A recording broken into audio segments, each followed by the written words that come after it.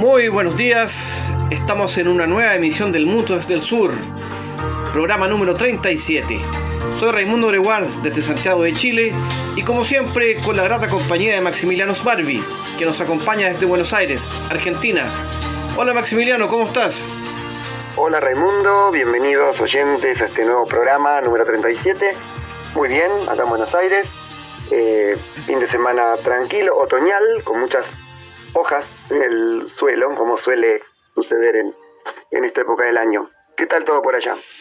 Bien, bueno, compartimos estamos en la misma ubicación más o menos en el planeta, así que también en otoño, sin lluvia y bueno, esperando que llegue la lluvia para terminar con la terrible sequía que afecta a este país, a Chile.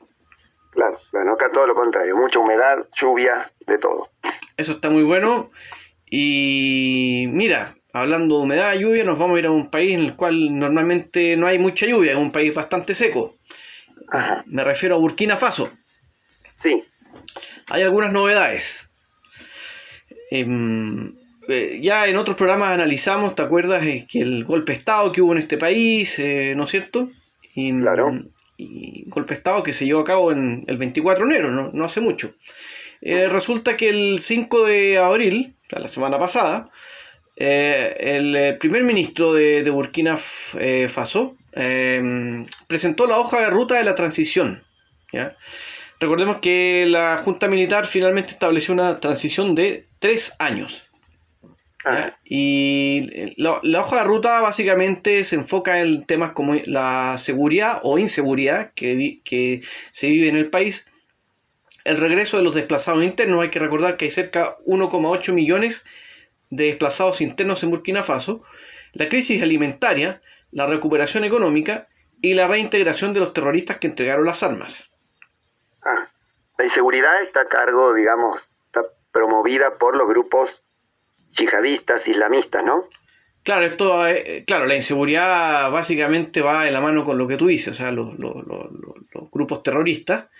Y en menor medida por los choques, la violencia étnica y también la violencia principalmente intercomunitaria más que étnica. Claro. El presidente dio un plazo de 5 meses para el primer balance. El presidente es el golpista, el líder de esta junta militar, que se autodenominó presidente, pero hay que aclarar que es un golpista.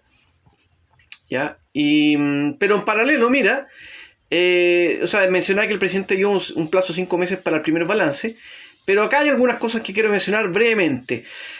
El 6 de abril, un día después de esto, fue liberado Roch Kaboré, que es el presidente derrocado por los golpistas. Uh-huh. Y además, el mismo día, el 6 de abril, y tras 35 años de espera, se dio a conocer el veredicto del juicio sobre el asesinato de Thomas Sankara. Qué bueno esto.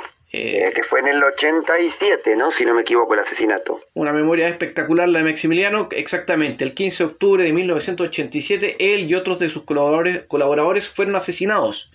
El que había sido presidente de Burkina Faso fue el que le cambió el nombre al país, que se llamaba Alto Volta, ¿no? Exactamente. Gobernó creo que 4 años. ¿Y cuál fue el veredicto? El veredicto fueron condenados a cadena perpetua Blaise Compaoré, Gilbert Diendéré y Cafando, todos colaboradores cercanos. Blaise Compaoré es el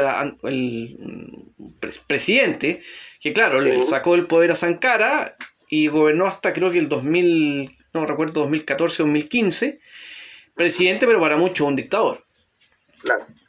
Compaoré y Diendéré están fuera del país, así que seguramente no van a cumplir la condena. Claro. Bueno, la justicia a veces llega tarde, pero bueno, se avanzó en ese sentido. Sí. Yo vengo más para el lado latinoamericano. Resulta que el expresidente brasileño, Lula da Silva, presentó como candidato a vicepresidente para las elecciones de octubre a un candidato curioso, Geraldo Alckmin, que, en una reunión que hubo entre el Partido de los Trabajadores y el Partido Socialista brasileño, porque Alckmin se asoció al Partido Socialista, pero es un político conservador, fue rival de Lula, fue uno de los políticos que promovió las protestas contra Dilma Rousseff, Rousseff en 2016. Pero bueno, Lula necesita alianza con algunos sectores de la derecha, con algunos sectores conservadores. Es el ex gobernador de San Pablo, tiene mucho poder en ese estado. Para enfrentar a Bolsonaro necesita hacer alianzas, como ha tenido que hacer en toda su carrera política Lula para llegar a presidente y poder gobernar. Tuvo que hacer alianzas con diversos sectores. Bueno, así que ya tenemos la fórmula del Partido de los Trabajadores, que es la fórmula favorita según las encuestas para ganar la presidencia en las elecciones de octubre. Son en octubre, bueno saberlo. Bueno, veremos qué pasa si se concreta el regreso de Lula a la presidencia, ¿no? Uh-huh. Mira, yo estaba hablando de un gigante como Brasil. Nos vamos a ir muy lejos para hablar de otro gigante, India. Sí. ¿Por qué? Bueno, pues India y Australia firmaron la semana pasada un acuerdo de comercio y cooperación económica. Es algo bastante importante porque India es un gigante, ¿no? Con una economía muy, muy, muy grande. Estamos hablando más allá de las desigualdades sociales, ¿no? Como economía, como claro. PIB. Y Australia es un país importante y desarrollado. Este acuerdo significa que el 96% de los envíos indios entrarán a Australia sin aranceles, mientras que el 85% de las exportaciones australianas lo harán también sin aranceles, ¿ya?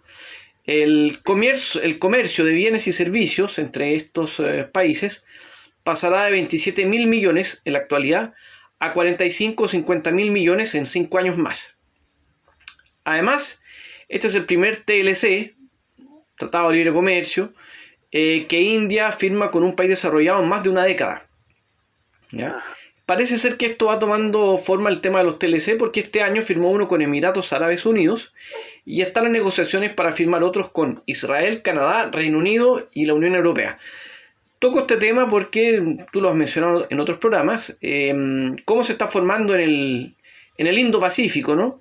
Una alianza contra China, ¿no? Y aquí India y Australia se están sumando. Claro. Sí. Y si bien siempre hay que diferenciar lo comercial de lo geopolítico, buen punto. Creo que acá, hay una doble intención también. Exacto. Pese que siempre repetimos lo mismo, que China es el principal aliado comercial de Australia, a pesar de que esté formando alianzas geopolíticas en contra, es el primer aliado comercial. Pero claro, India es un rival de China, tanto político como económico. Y lo que uno piensa, ¿no?, es que quizás esto es Australia va a seguir comerciando con China, ¿no? Pero estos TLC y otras medidas que se han tomado apuntan a que quizás en el mediano o largo plazo baje la relevancia, ¿no?, del comercio con China. Hay que ver si se puede, ¿eh? Hay muchos países que tienen el comercio muy interrelacionado y dependen de muchos insumos que China es quizás el principal productor, o a veces tiene el mejor precio en algunos productos. Ese es el gran punto, ¿no? Claro, eso ¿Cómo prescindir de China? Lo hemos visto en el programa anterior, o uno de los anteriores, por ejemplo, con el tema del gas, ¿no? A propósito de Rusia. Cómo a Europa le está costando encontrar el gas desde otros países. Claro, exactamente. Oye, y bueno, con eso terminamos esto, pero creo que hay una noticia más, ¿no? Sí, las novedades de Rusia y Ucrania, pero no me voy a referir en sí a la guerra, sino a las distintas masacres que ha habido. Sabemos la masacre de Bucha, 360 muertos. Ahora hubo otra masacre en los alrededores de Kiev, se encontraron 1.222 cadáveres. Wow. Después una fosa común con soldados rusos maniatados. También han circulado videos, espantosos videos, en los que se ven que ucranianos tienen prisioneros a soldados rusos atados y les disparan. Y una pregunta, perdón, quizá no entendí bien. ¿Los 1.224 muertos que encontraron en una fosa común son soldados rusos o es otro? No. Son dos masacres diferentes. Lo de la fosa común son soldados rusos, pero creo que es unas pocas decenas. Y 1.222 cadáveres en las afueras de Kiev son civiles. Wow. Entonces, después la masacre de Kramatorsk, en la estación de tren, donde estaban los refugiados, de 50 muertos, que esto ya tiene varios días. Pero, ¿a qué me refiero con todo esto? ya hemos hablado de la campaña de desinformación que hay, tanto la propaganda rusa como la propaganda occidental. Pero ya la propaganda occidental está llegando a unos límites ya ridículos. Le han censurado la cuenta, por ejemplo, a Scott Ritter, que fue exministro de las Naciones Unidas, ex inspector de las Naciones Unidas de armas en Irak, y también fue uno de los principales líderes de los marines norteamericanos. Le suspendieron la cuenta por decir que habría que investigar y no señalar a Rusia directamente de todas las masacres. No podemos saber hasta que no haya una investigación. Recordemos que a Rusia se lo expulsó la semana pasada por votación dentro de la Asamblea General de las Naciones Unidas, se lo expulsó del Consejo de los Derechos Humanos. Uno de los miembros provisorios era Rusia, y bueno, no se han tenido en cuenta digamos, otros países que son miembros, ¿no? Como Qatar, que viola los derechos humanos, Estados Unidos, que también tiene un historial en la historia reciente, estoy hablando, bueno, países como Benín, Paraguay, hay muchos países que también han violado los derechos humanos y no se cuestiona su permanencia en el Consejo de Derechos Humanos. Es importante este tema. Sí. No, decime. Una breve acotación. Importante este tema, fuera el tema de Rusia y Ucrania, que el Consejo, el tema de los derechos humanos, ¿no? Estas comisiones que se arman en las Naciones Unidas, y muchas veces lo integran estados que violan permanentemente, consistentemente, diariamente los derechos humanos.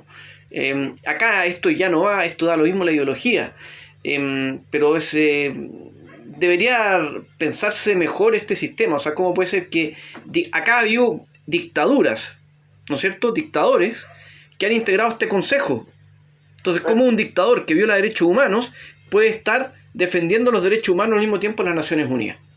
Sí, hace creo que 1 o 2 años Arabia Saudita presidió el Consejo de Derechos Humanos. Ha estado Arabia Saudita, a mí me parece bien lo de Rusia, lo aclaro, porque creo que se violan los derechos humanos en forma permanente. O sea, hay campañas contra los gays, hay una serie de otros temas. Pero eso pasa en muchos países del mundo, con ideologías muy diversas. Yo creo que en casi todos pasa. En casi todo, y en algunos, claro, pasa en forma escondida, pero en otros pasa en forma oficial. O sea, tú mencionas lo de Arabia Saudita, por ejemplo, que es brutal, donde hay ejecuciones. En fin, podemos hablar en América Latina, que ha sido lo de Cuba, por otro lado, lo que tú mencionas en el caso de Paraguay. O sea, hay en todas las ideologías del mundo, hay digamos, están involucradas toda la ideología. Entonces, ojalá que esta cosa absurda se detenga. Sí, Argentina, que está presidiendo en este momento el Consejo de Derechos Humanos, votó a favor de expulsar a Rusia. A mí me parece muy desatinado ese voto, porque debería haberse abstenido, con varias naciones que se abstuvieron, porque si vamos a medir a todos los países miembros con la misma vara, tendría que desalojarse el Consejo, tendría que desaparecer el Consejo de Derechos Humanos. Entonces yo creo que lo más prudente es no votar tampoco la no expulsión ni a favor de Rusia, porque claramente Rusia está violando los derechos humanos en Rusia y en Ucrania, pero los otros países que están también ahí dentro del Consejo también lo están haciendo. Yo hubiese votado abstención y el gobierno argentino no, votó a favor de expulsar a Rusia. Son las contradicciones de este mundo, ¿no? Así es. Bueno, con esto ya creo que estamos, ¿no? Las noticias, podemos pasar a los análisis. Vos tenés un análisis importante. Sí, vamos a irnos a una pausa ahora, pero cuando volvamos vamos a analizar lo que ocurrió en las elecciones presidenciales en Francia. Muy bien, hay mucho para hablar ahí. Sí, da para largo, así que nos vamos rápidamente a la pausa para retomar el programa y ya en el segundo bloque comenzar con los análisis.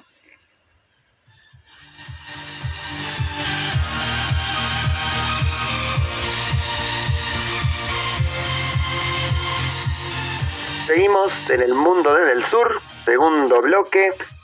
Vamos a empezar con los análisis. Como nos adelantó Raimundo recién, hubo una importante elección ayer en Francia, en el cual se repiten los candidatos, ¿no? Para la segunda vuelta. Sí, un déjà vu. Hay mucho que decir, la verdad, pero vamos a tratar de ser lo más breve. se repite la segunda vuelta, como dijo Maximiliano, en la presidencial francesa. Avanzaron tal cual lo decían los diversos sondeos, el actual presidente Emmanuel Macron y Marine Le Pen. Ella es la candidata a la extrema derecha, ¿no? Mientras Macron sacó el 27,84%, Le Pen sumó el 23,15%. Muy cerca. Estuvieron muy cerca, muy parejo y bastante muy de acuerdo con lo que decían los distintos sondeos. La gran sorpresa, entre comillas, fue el resultado de Jean-Luc Mélenchon, que candidato de Francia Insumisa, de izquierda, para algunos de extrema izquierda, que sacó el 21,95%. Claro, a 2 puntos de Marine Le Pen. Menos incluso, estoy viendo acá a 1,20, 1,2 puntos porcentuales. Claro. Es muy interesante escucharlo a Mélenchon hablar, porque por lo menos en la teoría lo que dice, es un viejo político, ¿no? Ya tiene varios años en esto, y bueno, es interesante los discursos que pronuncia, las reflexiones que hace son bastante atinadas, a mi juicio. Mélenchon, hay que recordar que fue comunista, trotskista en el pasado, hace muchos años, después fue socialista, y después armó este nuevo partido, ¿no? Y él es considerado, él es de izquierda, pero algunos lo consideran de extrema izquierda. Si bien es muy diferente a la extrema derecha de Le Pen, lo que algunos consideran que es la coincidencia que tendría con ella es que es un euroscéptico. Claro. Aquí volvemos a un tema importante, ya que hablo de esto. Sumando los distintos resultados, el euroscepticismo obtuvo cerca del 52% de los votos. Wow. Lo cual nos lleva a preguntarnos, ¿ganaron los antisistemas? ¿Ganaron los opositores a la Unión Europea? Interesante pregunta, y justo ahora en medio de la guerra, que quizás vemos como un repliegue más de Europa, más como Exacto. Una unidad más de Europa en torno a una supuesta amenaza rusa, que no sé si Europa está amenazada por Rusia, pero es raro, ¿no? Exactamente, de hecho los últimos sondeos en Europa han demostrado que aumentó la adhesión hacia la Unión Europea, algo que venía a la baja, y este conflicto con Rusia como que despertó a la gente y bueno, mucha gente dijo, ¿sabes qué más? Lo de Rusia es una amenaza, entonces mejor mantengamos la Unión Europea. Claro. Mira, voy a dar algunos datos antes de seguir con algunas cosas que me gustaría analizar. El actual presidente ganó en 6 regiones y Le Pen lo hizo en igual cantidad, mientras que Mélenchon ganó en una, que más ni menos es Île-de-France, que es donde está París, ¿ya? Claro. Y Mélenchon también se impuso en los territorios de ultramar, salvo Mayotte, donde ganó Le Pen, y Nueva Caledonia, en el cual se impuso Macron. En las ciudades que tienen más de 100.000 habitantes, Mélenchon obtuvo el 31% de los votos, dejando más atrás al actual presidente con un 26% y a Le Pen con el 16%. O sea, lo de Mélenchon estuvo fuerte, digamos. ¿Ah? Sí, histórico. Sí, tuvo muy buena votación en grandes ciudades francesas, además, en grandes ciudades como Marsella, Nantes, algunas que recuerdo ahora. Y tengo una consulta. Le Pen no va a estar sola para la segunda vuelta, va a tener un apoyo de otro candidato, ¿no? Que también es de extrema derecha. Bueno, saltamos a eso.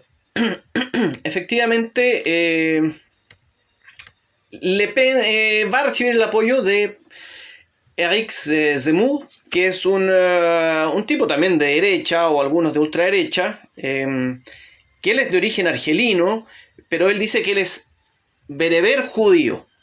No dice que es árabe, no, él es bereber judío. Él es bastante cercano a Le Pen y de hecho ya pidió a sus votantes que voten por Le Pen en la segunda vuelta. Y también contará con el apoyo de Nicolas Dupont-Aignan, que sacó muy pocos votos.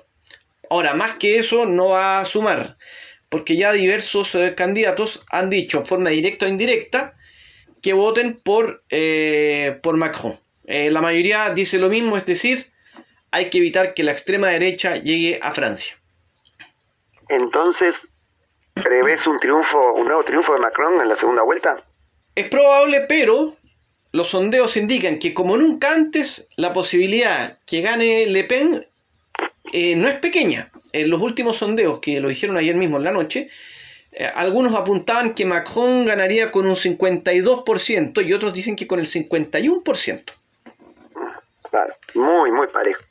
Puede pasar cualquier cosa. Recordemos que Macron ha tenido un mandato con polémicas, se le ha criticado la forma de manejar la economía, la pandemia, hay problemas claramente de desempleo, entonces eso le ha jugado en contra. También hay que decir que algunos creen que el presidente francés ha sido incapaz de tomar el liderazgo de la Unión Europea tras la salida de Merkel. Claro. Sin embargo, algunos ven como positivo el hecho que él sea un candidato y un presidente pro Unión Europea, pro OTAN, ¿ya? Uh-huh. Y aquí hay una cosa que él comparte con los grupos de extrema derecha y derecha. Él se ha caracterizado por intentar establecer medidas políticas estatales que van contra el Islam. Ah, claro. Pero eso lo hizo, digamos, de cara a las elecciones, ¿o fue toda su todo su mandato? Claro. Una serie de medidas que hace unos programas atrás hablamos de un reporte sobre la islamofobia en Europa. Sí. Y el país donde más ha aumentado, digamos, uno de los países centrales de esta islamofobia es Francia. Y recuerda que la portada de este informe tenía a Macron. Macron iba a la portada de este reporte. Sí. Así que eso hay que tomarlo en cuenta. Quizás los ataques que hubo unos atentados reivindicados por islamistas en 2020, eso también forzó a que Macron girara un poco más en contra de los inmigrantes islámicos o argelinos, o no incidió tanto. Bueno, por supuesto que el fenómeno del terrorismo y de la inmigración muchas veces es usado como excusa perfecta para tomar estas medidas. Yo no estoy diciendo que no haya terroristas, los hay. Hemos visto en los años anteriores, en la última década, que hubo atentados terribles en Francia. Yo también tenemos que decir que hay comunidades musulmanas o inmigrantes que no logran integrarse bien a la sociedad francesa, que no logran entender que ya no están en sus países y que están en un entorno cultural diferente, ¿no? Eso claro. Hay que decirlo. Pero también hay que decir que hay mucho racismo y mucha islamofobia. Sí, es muy difícil la integración, tanto de los que llegan como de los que lo reciben. Es complicado, la verdad. Y bueno, mira, voy a dar algunos datos más. Esto también demuestra el auge y la consolidación de la extrema derecha en Francia, que sumó cerca del 30% en esta primera vuelta.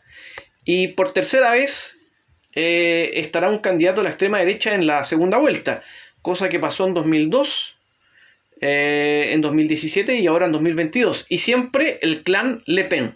En 2017 y 2022 fue Marine. Y en 2022 fue, me parece, Jean-Marie, que es el padre de Marine Le Pen. Claro. Además, sí.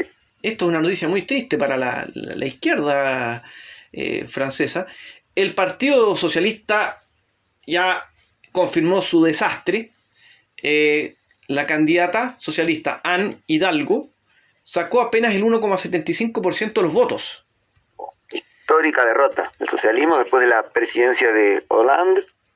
Y no recuerdo cuál fue el anterior presidente socialista antes de Hollande, Mitterrand.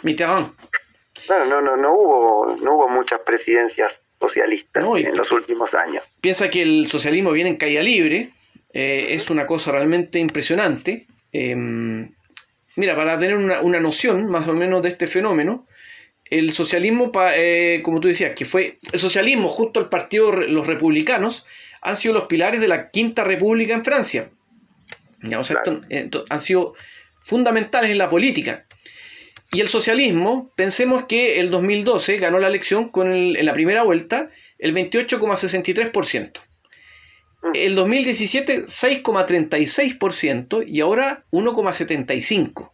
Claro. Es una brutalidad. Sí. Han ido migrando hacia otros. Quizás Mélenchon algo de eso captó, pero no todo. Mélenchon, el centro político. Claro. Mira, te voy a dar un dato histórico. Es la primera vez desde 1969 que el candidato del Partido Comunista saca más votos que el candidato del Partido Socialista. Interesante. Es importante porque allá la verdad que el comunismo en Francia tiene muy poco apoyo. Claro. Sí, por eso es un dato muy curioso. También hay que decir que el otro pilar de la Quinta República, el partido conocido hoy como los republicanos, también sucumbió, sacó menos del 5%. Así que es una reconfiguración de lo tradicional que se ha visto en Francia en política, en que los dos principales partidos caen y aparecen estos otros, la extrema derecha, el partido de Macron, que es relativamente nuevo. Así que se está reconfigurando todo, al parecer. Claro, ahora la segunda vuelta es el 20 algo de abril, ¿no? El 24 de abril. 24 de abril, bueno, van a estar muy peleados, por lo visto. Va a estar muy peleado y está en juego el futuro de Francia, obviamente, pero también de Europa. Recordemos que Marine Le Pen es contraria a la Unión Europea, se habla de un eventual Frexit, planteó en años anteriores el salirse del euro y hacer un referéndum sobre la continuidad de la Unión Europea. Ha promovido, por ejemplo, terminar con la libertad de circulación de bienes y personas, promueve que el derecho francés prime sobre el derecho comunitario, anunció que reduciría en un 25% los aportes al presupuesto de la Unión Europea, revisaría algunos TLC, quitaría la ayuda social a extranjeros, incluidos europeos, que lleven más de un año sin trabajar, etc. O sea, realmente es una brutalidad. Además que es xenófoba, islamófoba, y esto sí es importante. Ella ve con muy buenos ojos a Vladimir Putin. Claro. Pero sí, haciendo un pequeño paréntesis con respecto a eso, Putin ha apoyado las diversas ultraderechas de Europa, pero no porque él se considere de ultraderecha, tampoco de izquierda, por supuesto, sino porque es una forma de debilitar a la Unión Europea. Exactamente. Entonces, una Unión Europea más sumisa no cuestiona el precio del gas, no cuestiona varias cosas. Bueno, que ahora están en entredicho por la guerra, pero es por una cuestión estratégica. Exactamente, y esto podría reforzarse en caso de que ganara Le Pen, porque ya tiene Putin desde esa perspectiva a dos grandes aliados en Hungría y Serbia. Claro. Así que, en fin, para muchos esta será una elección entre liberales versus soberanistas o entre seguidores o defensores de la globalización contra patriotas o nacionalistas. Finalmente algunos plantean que es una disputa entre republicanos y populistas. Claro. Sí. Bueno, va a haber que seguirlo y falta muy poco. No va a pasar tanto tiempo para que se celebre la segunda vuelta y bueno, veremos cuál es el futuro de Francia y de Europa, como bien decía. Exactamente. Ahora nos iremos a una pausa y a la vuelta estaremos con un tema bastante interesante, ¿no? Sí, las revueltas en Perú, ¿por qué se están produciendo y cuál es el futuro? Perfecto, lo veremos a la vuelta de la pausa.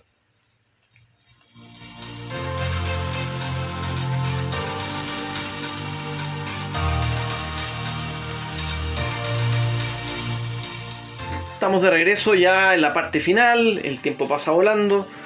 Maximiliano, ¿qué está pasando en Perú? Bueno, por primera vez se pone en tela de juicio la presidencia del presidente Castillo, Pedro Castillo, que asumió el 28 de julio, o sea, todavía no hace un año, por primera vez desde sus propias bases, porque siempre el Congreso y la derecha que domina el Congreso ha intentado derrocarlo con votaciones, dos votaciones fallidas, la última fue en marzo, no lograron conseguir los votos para la vacancia, es decir, para que deje el poder, pero ahora se sumó una cuestión económica. Antes era solamente, pura y exclusivamente política, el intento de destituir a Castillo. Recordemos que Perú en los últimos 6 años tuvo 5 presidentes. Una locura. Sí. Siempre han sido echados por el Congreso. El Congreso tiene un poder, ya lo hemos hablado en este programa, en el cual si una bancada tiene muchos diputados, puede conseguir los votos para echar al presidente con cualquier excusa. Digamos, es la figura del presidente no es tan fuerte al lado de la del Congreso. Pero yendo a esto que sucedió, todo comenzó por el alza del combustible y un paro de transportistas. Se unieron después otros sectores.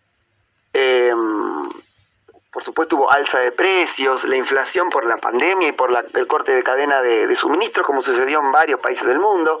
Y además se agrega lo de la guerra de Ucrania, que eso produce que los alimentos y el combustible aumente. Los alimentos aumentaron un 7,5% y en algunas ciudades el 10%. Este fue el origen de las últimas revueltas, que recordemos hubo 6 muertos por la represión policial. Hubo un toque de queda que no llegó a durar 24 horas porque vio que era bastante impopular Castillo y lo levantó. Pero esta vez se unieron las áreas rurales y los maestros, es el origen de Castillo. Castillo viene de un área rural y es maestro también. Entonces es la primera vez que sectores bajos, sectores campesinos, protestan contra el gobierno de Castillo. Siempre era la derecha lo que lo quería destituir, ahora se pliegan sectores bajos y medios que, bueno, la están pasando mal con estos aumentos que afectan a varios países de América Latina y varios países del mundo, pero en Perú ha habido varias revueltas. Es impresionante la inestabilidad política y social que hay en Perú. De verdad que lo hemos comentado. Yo admiro por un lado la capacidad que tiene el Perú de enjuiciar a los gobernantes corruptos, pero no puede ser que estén todo el tiempo en eso. O sea, ¿qué está pasando? Que realmente supera la capacidad que uno tiene de absorber esto. O sea, significa que la política peruana está tan mal que no hay ningún candidato medianamente decente y que al mismo tiempo habrá que quitarle poder al Parlamento. No tengo respuesta para esa pregunta, es muy bien que la hayas disparado para reflexionar, pero en el caso de Castillo no se lo acusa de corrupción. Sí algunos ministros, pero no a él directamente, que habría que comprobarlo realmente. Están las acusaciones, pero lo principal que se le ha señalado a Castillo cuando asumió su alianza con algunos políticos de izquierda, como por ejemplo Guido Bellido, que fue primer ministro, ¿no? Fue jefe de gabinete, duró 3 meses, porque enseguida el Congreso lo presionó a Castillo para que lo destituyera, que ha tenido nexos con Sendero Luminoso, nexos políticos, no ha pertenecido a esa agrupación guerrillera, pero sí ha tenido nexos políticos e ideológicos. También existe una división interna en el partido de Castillo, porque Castillo tenía, antes de las elecciones, tenía el 1% de intención de voto, cuando no lo conocía nadie, cuando recién se presentó, se inscribió como candidato. Logró ganar con muchas alianzas de varios partidos de izquierda urbanos, digamos, ¿no? Él viene de un área rural, pero se tuvo que aliar con otros partidos de izquierda. En este momento hay una gran división interna en esa coalición, y hay un personaje que se llama Vladimir Cerrón, que es la línea, lo defiende siempre a Castillo, y es también un político de izquierda que está como en la sombra sosteniendo a Castillo, y eso es lo que también le critican. Y si esto, por cierto, fuese poco, el actual jefe de gabinete citó a la Alemania nazi como ejemplo de cómo hacer obras de infraestructura. Sí. No habló de política, pero sí de cómo hacer infraestructura, y bueno, fue muy desatinado y muy criticado. Sí, y me llamó la atención eso. O sea, yo no sé, puede que tenga razón o no del tema técnico de la infraestructura, pero citar a Hitler como un ejemplo de verdad es impresentable. Sí. Y bueno, el presidente Castillo estuvo en Huancayo el viernes pasado, en donde se reunió el Consejo de Ministros, que Huancayo es la principal zona donde los transportistas comenzaron con las protestas, y bueno, pidió perdón por la represión policial, hubo 6 muertos, y también, hay una especie de tregua con los agricultores, con los transportistas, que son con los únicos que puede llegar a un acuerdo. Con la derecha no va a poder llegar a un acuerdo, con el fujimorismo tampoco, porque intentan destituirlo mucho antes de que comience esta crisis económica, Y bueno, entre las medidas que tomó es suspender algunos de los aumentos de combustible, elevar el 10% el salario mínimo. Son parches que está tomando este gobierno, pero ahora, además de una cuestión política, se intenta destituirlo sin éxito por ahora, porque el Congreso ya fracasó 2 veces, por un tema, se suma un tema económico y una gran división en la sociedad y también el partido de Castillo. Una lástima lo que ocurre en Perú, país vecino, y ojalá que la situación mejore y que logren tener finalmente estabilidad política, social, la necesita para... Todos estamos cambiando la forma de ver el... La necesita, perdón, acá se cruzó algo, entró un duende. Necesita Perú tener estabilidad política, económica y social. La población no puede seguir esperando, y además que esto beneficiaría sin dudas la integración regional. Claro, seguro. Se prevé que en algunos otros países de América Latina y también del tercer mundo, por el alza de los combustibles y los alimentos, haya protestas, no sé si al nivel de Perú, pero se prevé inestabilidad en el mundo, como hemos analizado en otros programas. Estaremos siguiendo estos temas y, bueno, lamentablemente, eso sí, Maximiliano, lo de hoy ha llegado a su fin. Bien, pero el jueves nos volvemos a encontrar con otro programa, con el análisis de la actualidad mundial, el comentario de los principales acontecimientos, y no se olviden de suscribirse al canal de YouTube El Mundo desde el Sur para tener la alerta de los programas nuevos y poder escuchar programas antiguos. Exactamente, nos reencontraremos el jueves. Les deseamos una muy buena semana a todos, y para ti, Maximiliano, también. Que estés muy bien y nos reencontraremos en unos días más. Muchas gracias y saludos a todos, hasta pronto.